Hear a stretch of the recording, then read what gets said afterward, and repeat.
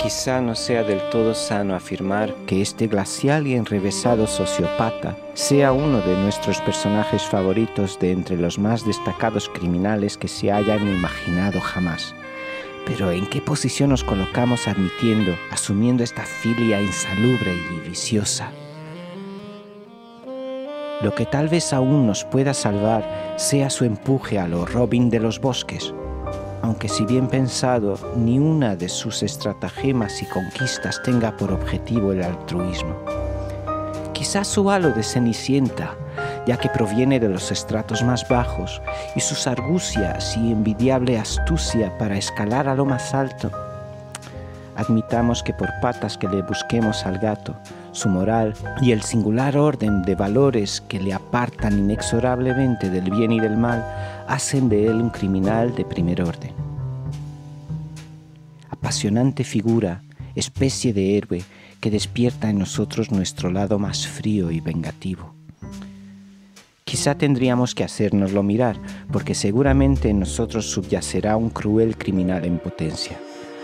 Aparentemente delicado delincuente que, aun siendo conscientes de ello, podrá ayudarnos a encontrar justificación a nuestras más aberrantes, calculadas y gélidas acciones.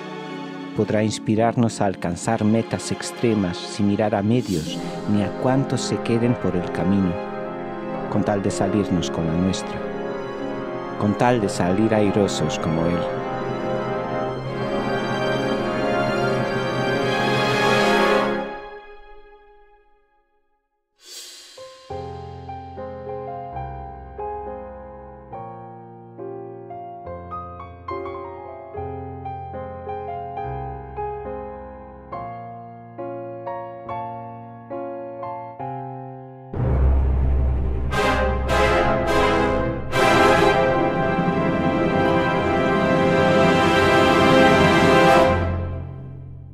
Hola, buenos días. Hola, ¿qué tal? Hoy os traemos Patricia Highsmith Y su Mr. Ripley. ¡Uy, qué miedo! Esta maravillosa obra que tiene 5 volúmenes, que son 5 libros, y que nunca se ha llegado a hacer todas las películas sobre estos libros, ¿no? Pero todas las que se han hecho, bueno, casi todas, son obras excepcionales, maravillosas. Sobre todo 2 de ellas han sido adaptadas con muchísimo éxito y de una forma increíblemente fiel. Aunque alguna de ellas nos haya reservado sorpresas que la propia Patricia no había contemplado. Sí, son, esto lo que hemos dicho, son versiones, muchas de ellas repetidas de la misma novela. Y yo creo que vamos a entrar ya directamente en materia. Pues acababa de vender Patricia los derechos de Extraños en un tren. Alfred Hitchcock la había llevado al cine con muchísimo éxito, y con ese dinerito Patricia se vino a Europa y empezó a elucubrar los planes para hacer este psicópata tan enrevesado y tan carismático.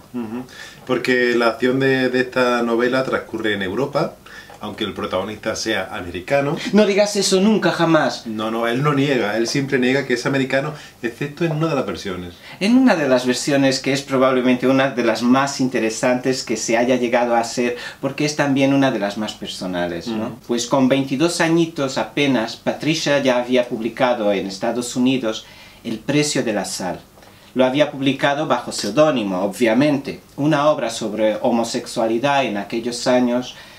Complicado, ¿no? Porque como decías, la homosexualidad estaba muy presente en su obra y en su vida, ¿no? Claro. Y esto en la sociedad de ese momento pues como que no calaba muy bien. Con lo cual, pasado 30 años, ella volvió a hacer una reedición de su libro y en el prólogo admitía que era suya la obra, ¿no? Que la había firmado como Claire Morgan, pero que realmente era suya. Porque no la había podido firmar directamente como tal, porque si no la hubiesen lapidado. Obviamente estamos hablando de los años 40, años 50, y entonces era otra época. Ella pidió perdón por no haberla firmado la novela en su momento y volvió a hacer un cambio en los nombres, pero esta vez en el nombre de la novela. La llamó Carol y fue llevada al cine por Todd Haynes y fue un auténtico éxito. Sí, la obra de Todd Haynes es una auténtica maravilla y refleja absolutamente todo lo que cuenta El precio de la sal. Es otra adaptación más que tiene mucho que ver con Ripley desde otro punto de vista, claro. El punto de vista de esta autora tan particular y que tenía tantos puntos en común con este psicópata, pero qué cosa de decir. Porque ella, como personaje, había sido tildada de misántropa, de misógina, de cruel, prácticamente como su personaje Ripley, ¿no? Un poco bastante similar a Ripley, porque claro, evidentemente ella declaraba que prefería estar sola, aunque había tenido muchas parejas y todo esto, pero decía que siempre el tiempo que mejor aprovechaba era cuando estaba sola. Entonces siempre alejada de la humanidad, del vulgo. Ella prefería estar ahí como aupada, como una reina, como una anacoreta, completamente aislada y nada que ver con el pópulo.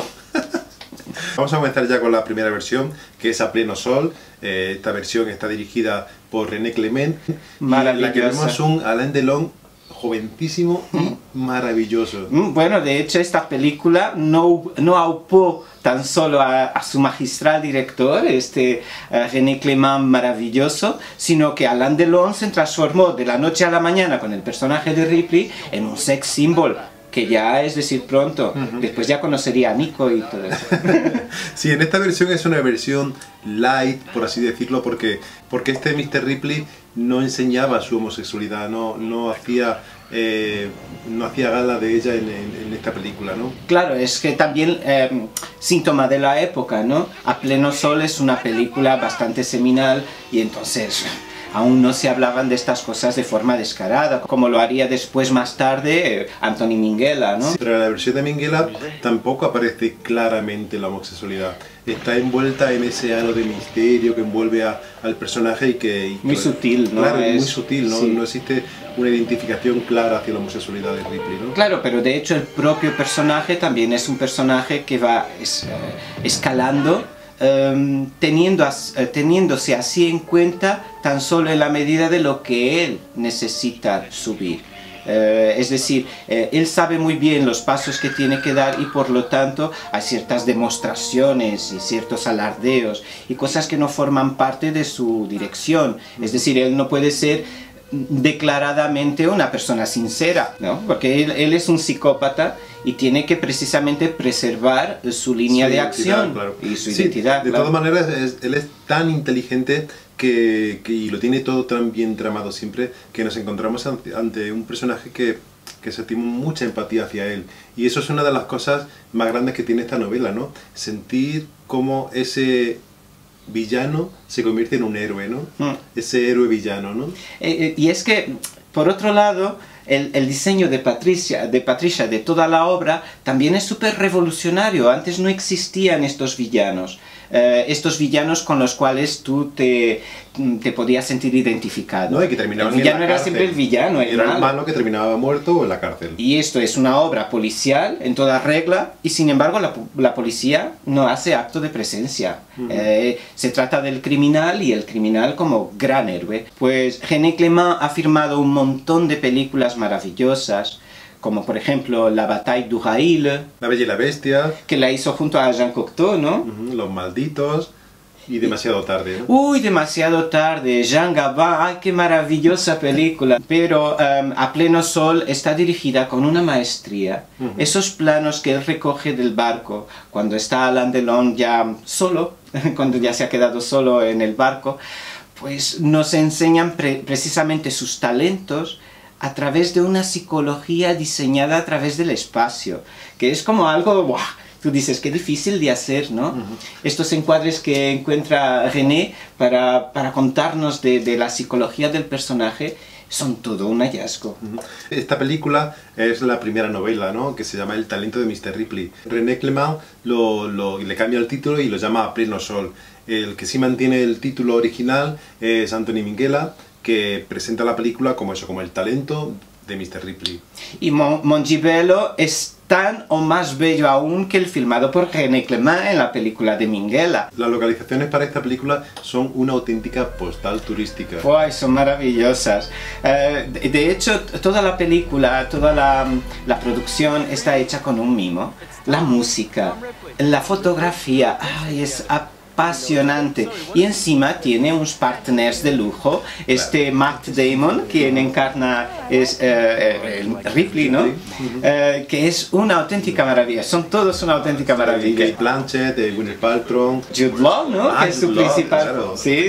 Y Philip Seymour Hoffman, que está asombroso. Claro, es una joya de película y es una joya que es una película que, como yo muchas veces digo, es como una montaña rusa, que juega con tus emociones, de repente estás arriba, arriba, arriba y luego caes en picado y juega con eso, juega con ese concepto de subir y bajar y que te coge el pellizco en el estómago y te tiene totalmente atrapada la película. Sí, y aparte tiene la cuestión moral siempre de fondo, pero todas las películas basadas en la obra de Ripley, de Patricia, proceden hacia ese mismo punto, ¿no? Tú te quedas como en suspenso pensando en ayudando a Ripley a cargar el cadáver, a sacarlo de casa. Tú tienes que ayudarle a hacer lo peor que un ser humano pueda llegar a ser. Esta inhumanidad es algo que se apodera de ti cuando de pronto tú también eres el psicópata, ¿no? Claro, porque Matt Damon sabe dibujar y sabe hacer el personaje, yo creo que el más literal que se ha hecho hasta ahora, ¿no? Porque consigue ser tímido, embaucador, amoral, delicado, frío. Sí, es como una mezcolanza, ¿no? Todo va y viene y tú no sabes muy bien dónde ubicarte. Y lo interesante es precisamente eso, porque tú llegas a explorarte a ti mismo y no solo descubres tus lados positivos, en medio de todo esto, o sea, tus lados positivos podrían ser, por ejemplo, tus planes de inteligencia, de cómo podrías sacarle partido a la cosa. No, también vas a esos recesos oscuros de ti mismo y lo sacas a flote y dices, pues, ¿y por qué no? A dado momento ya estás poniendo en cuestión incluso al marquista de la siguiente obra que también ha sido adaptada. Sí, que es El juego de Ripley, ¿no? Que es una película de Liliana Cavani y que es una auténtica maravilla también con John Malkovich, ¿no? Es una versión de Liliana Cavani, pero que también ya había sido adaptada anteriormente por Wim Wenders y el grandioso Dennis Hopper. Claro, lo malo que tiene estas dos películas es que siempre tiendes a comparar, ¿no? Cuando se hacen muchas versiones de una película, igual que pasaba con las dos anteriores, estas dos, la de Wim Wenders y Cavani, se tiende a comparar. Y claro, nosotros tendemos más a admirar a Wenders, ¿no?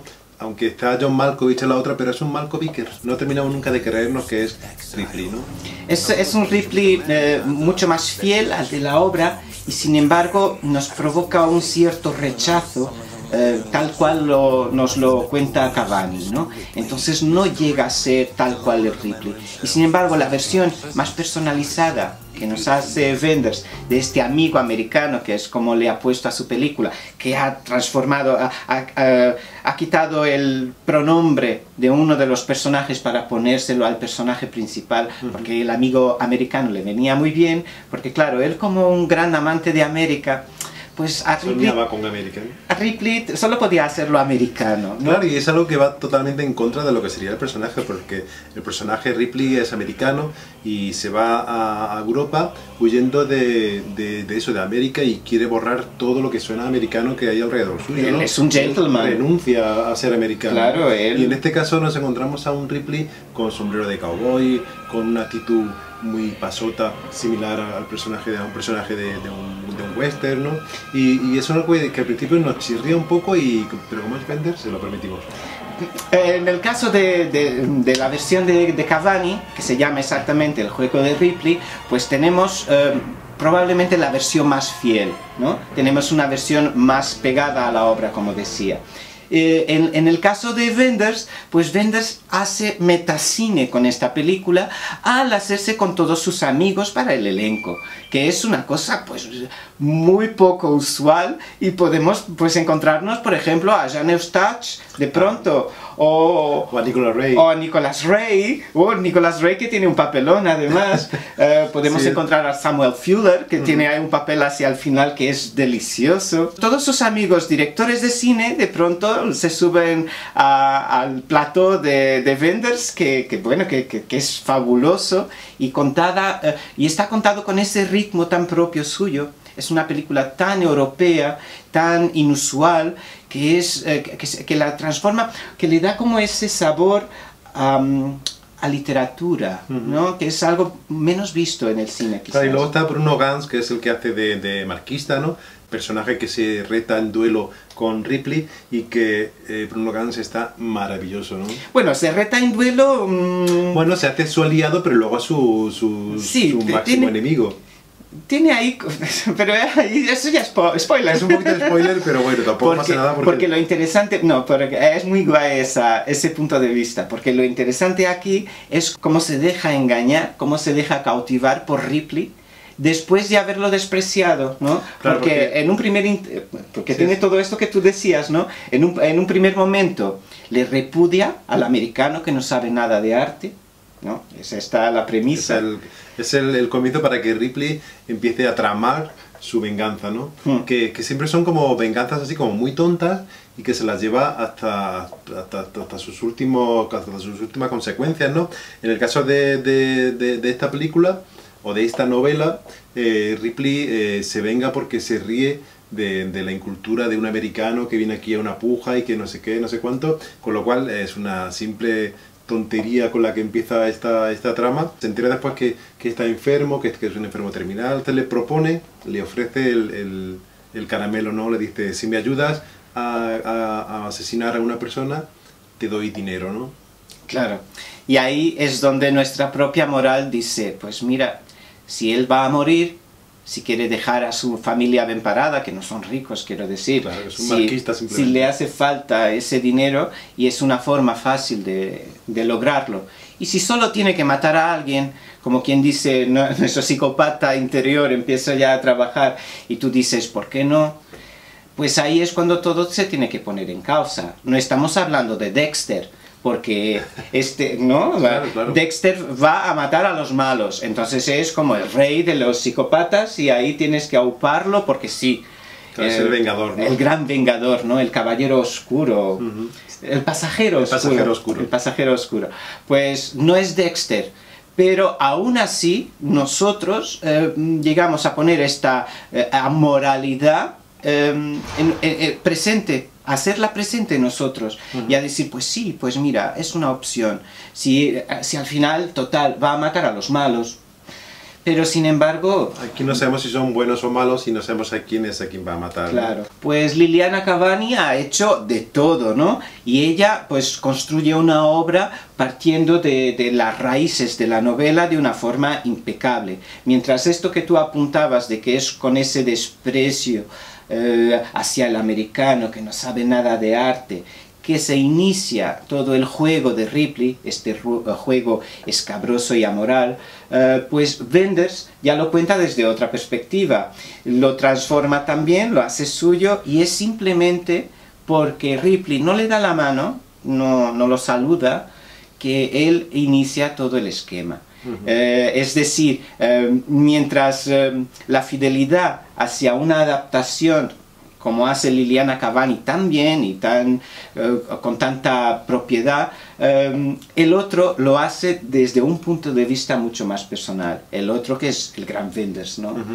Hay una versión, la última versión de Ripley que se ha grabado, es la que menos nos gusta, ¿no? Porque me parece que es un poco así como deslavada y sin intención, que es Ripley Underground, ¿no? El último libro, que es Ripley en peligro, y que es una historia así como que no termina nunca de cuajar, ¿no? Yo diría que no es tanto la historia me parece que es realmente potente, pero después el tratamiento, el tono de la película se va hacia derroteros demasiado cómicos, hay cosas como pero demasiado risibles. Sí, pero no creo que esté hecho de forma irrisible y que funcione, ¿no? Porque es como llega casi que al ridículo, ¿no? Porque conociendo la potencia que tiene el personaje, pues yo no acepto que me presenten a un Ripley torpe, descuidado, que no está atento a su trabajo, ¿no? Sin duda es la obra menos conseguida. Está hecha por Roger Spottiswoode y no sé, no llega a cuajar. Encima no tiene grandes actores ni nada a que cogerse. Sí, está Willem Dafoe, sí, ¿no? Está Willem Dafoe que aún... Pero desaprovechado. Desaprovechadísimo, sí. Bueno, yo creo que con estas pinceladas sobre Mr. Ripley, pues hayan entrado ganas de ver alguna. Seguro que alguna habéis visto, ¿no? Sí, son obras bastante conocidas y accesibles, ¿no? Claro, la de Minghella se llevó bastantes Oscars, ¿no? Pero yo creo que la de Wenders tiene el punto de más personal, que le da como este saborcillo tan especial. Bueno, y la de René Clément. Bueno, ya nos comentáis en la caja de comentarios qué os ha parecido, cuál es vuestra favorita y cuál es la que menos os gusta, ¿no? Recordad que la caja está aquí abajo y que nos encantan los comentarios. Muchas gracias por vernos. Chao. Bye.